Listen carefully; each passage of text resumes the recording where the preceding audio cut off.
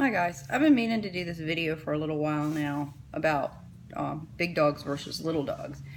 And everybody knows that I train a lot of big dogs. Most of the dogs that we see are German Shepherds, Doodles, mixed breeds, lots of different things, but mainly big dogs. I do have one Yorkie in here now, Cooper. He is a little Yorkie and full of himself. That's typically what little dogs are. I do have a little dog. I have two German Shepherds and I have a toy Aussie that's about 12 pounds. And she definitely rules the roost, no doubt about it. She is the boss.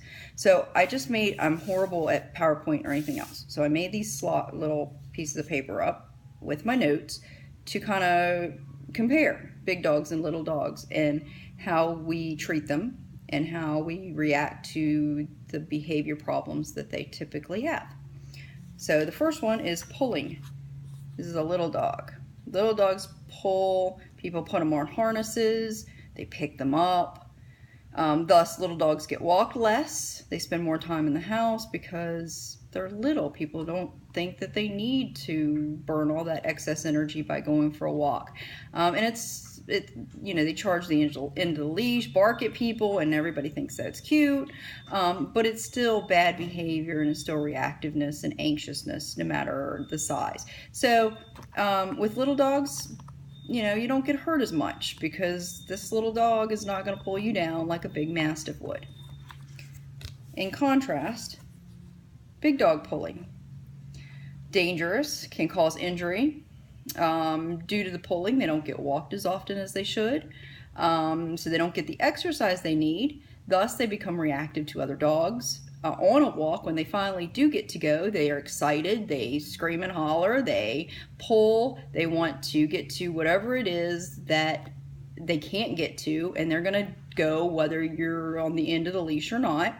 So this does lead sometimes to rehoming the dog because you can't walk the dog. That's horrible. If you're a 70-year-old little lady, it's a little hard to walk a big strong dog, and so a lot of them get rehomed. So it's somebody else's problem then, and that's the sad reality of it.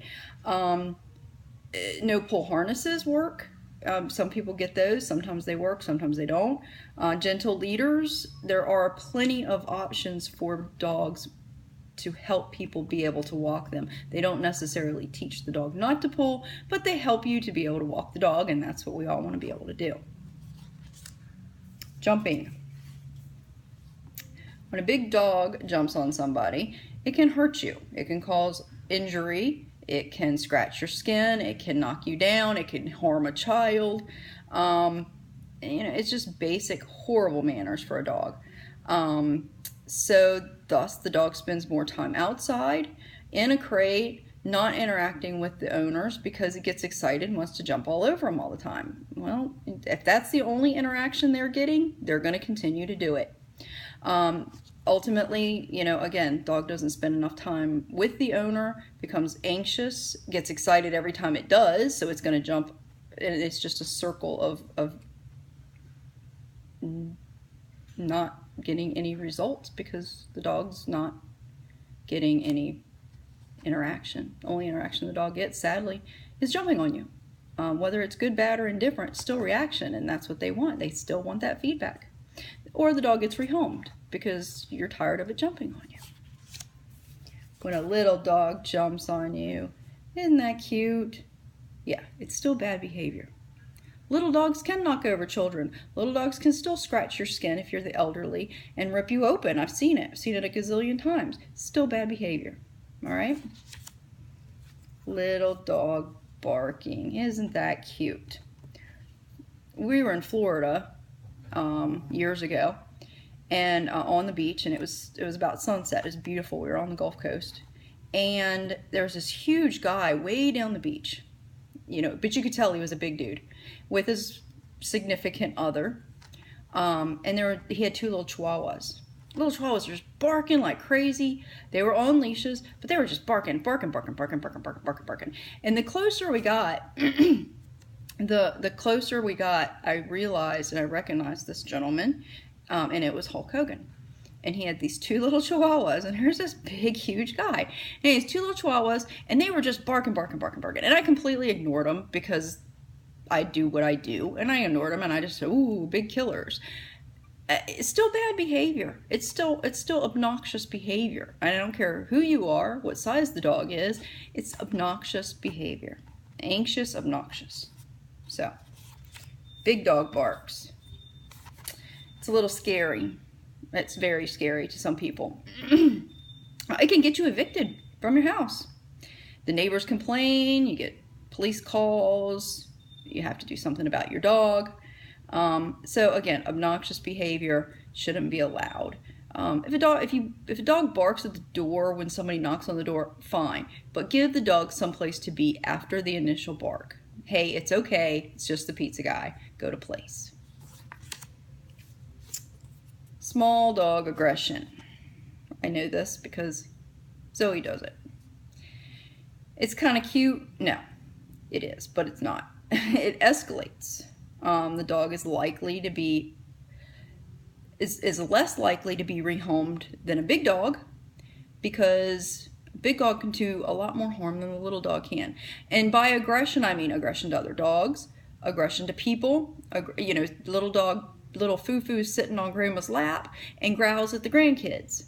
That's not cute, no matter how little the dog is. It's obnoxious and it needs to stop. That can lead to other things that we don't want to happen. A lot of people ignore the issues with little dogs because they're little. They're not going to do as much harm as a big dog, but it's still not to be allowed. It still needs to be corrected. Big dog aggression. This is the best case scenario for big dog aggression. Any aggression. Dog aggression, prey drive, aggression toward cats, aggression toward people. Unfortunately, these dogs don't really stand a chance unless they're trained, and you're able to nip that in the bud. It's not cute when they're puppies. It's not cute when they're adults. This is the best case scenario for this dog. The other scenario is the dog gets rehomed.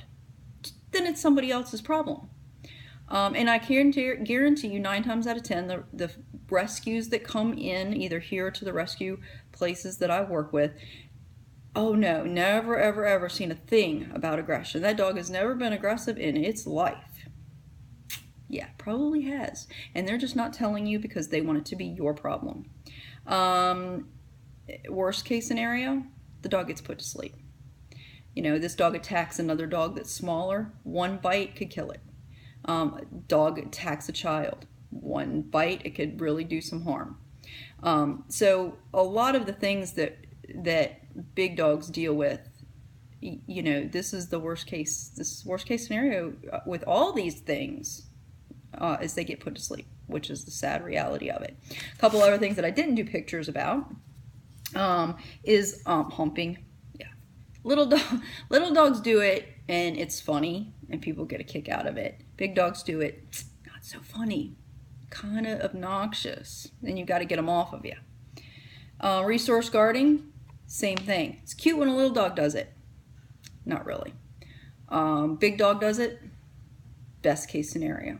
Worst case scenario, the dog gets put down. Going in the house. Big one. Little dogs hate going out in the snow. They don't like to go out in the rain. They don't like to get their feet wet. They go in the house. That's okay. We'll put a piddle pad down, or we'll put some newspaper down, and it's okay for a little bunny foo-foo to go in the house. Big dog goes in the house, not so funny, because it's a little harder to clean up. So, you know, little dogs need to be trained too. We don't see a lot of little dogs here. The reality of it is, you know, if your child is snuggling your little dog, you stop that because it can hurt the dog. Johnny, don't play with Bunny Foo-Foo because Bunny Foo-Foo's little and you're going to hurt her.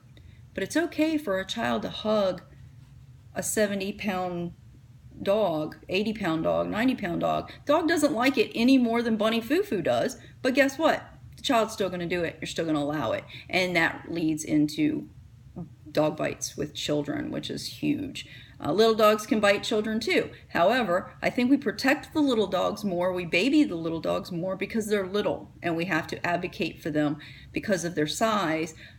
But that also causes other problems. You know, they're not walking on a leash because they pick the dog up all the time. It's easier to pick them up than it is to fight them with the barking. But get your little dogs trained too, because we don't want this to happen. Thanks for watching. Bye.